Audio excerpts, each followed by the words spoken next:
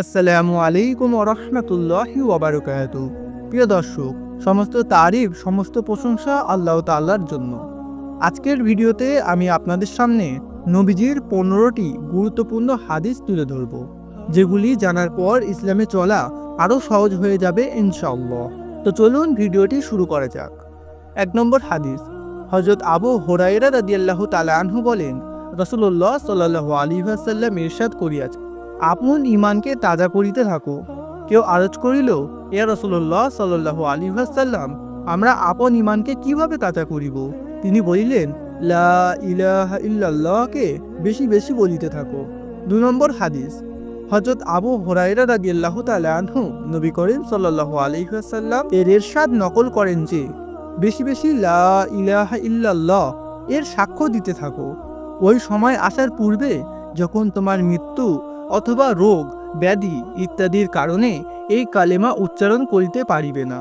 3 নম্বর হাদিস, হযরত জাবের ইবনে আব্দুল্লাহ রাদিয়াল্লাহু তাআলা আনহু হইতে বর্ণিত, রাসূলুল্লাহ সাল্লাল্লাহু আলাইহি ওয়াসাল্লাম বলিয়াছেন, বেহেশতের চাবি হইল নামাজ, আর নামাজের চাবি হইল অজু।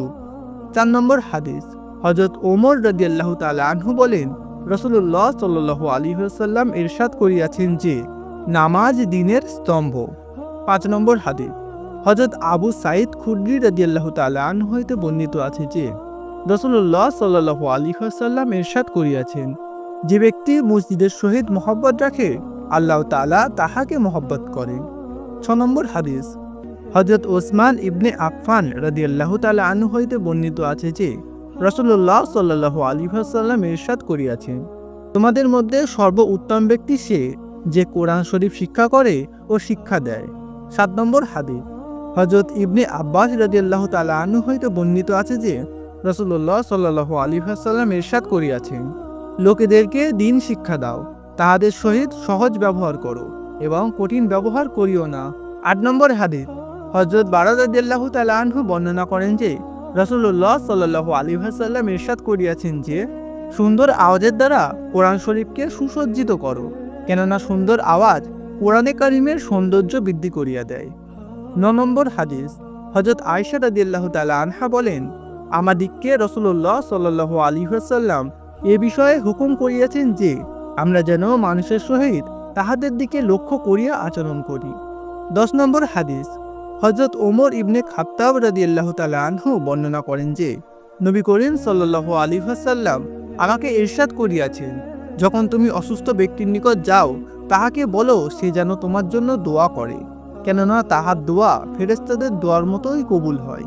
হযরত সাদ রাদিয়াল্লাহু তাআলা আনহু হইতে বর্ণিত আছে যে, নবী করিম সাল্লাল্লাহু আলাইহি ওয়াসাল্লাম ইরশাদ করিয়াছেন, আল্লাহ তাআলা এই উম্মতের সাহায্য উহার যোগ্যতার ভিত্তিতে করেন না, বরং দুর্বল ও ভগ্নাবস্থাপন্ন লোকেদের দোয়া, নামাজ এবং তাহাদের ইখলাসের কারণে করেন।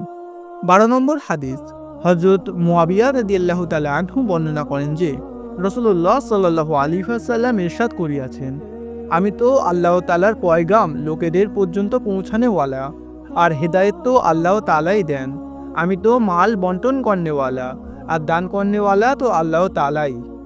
13 নম্বর হাদিস, হযরত মাসউদ বদরি রাদিয়াল্লাহু তাআলা আনহু বলেন, রাসূলুল্লাহ সাল্লাল্লাহু আলাইহি ওয়াসাল্লাম ইরশাদ করিয়াছেন, যে ব্যক্তি সৎ কাজের দিকে পথ দেখায়, সে সৎ কর্মকারীদের সমান সওয়াব লাভ করে।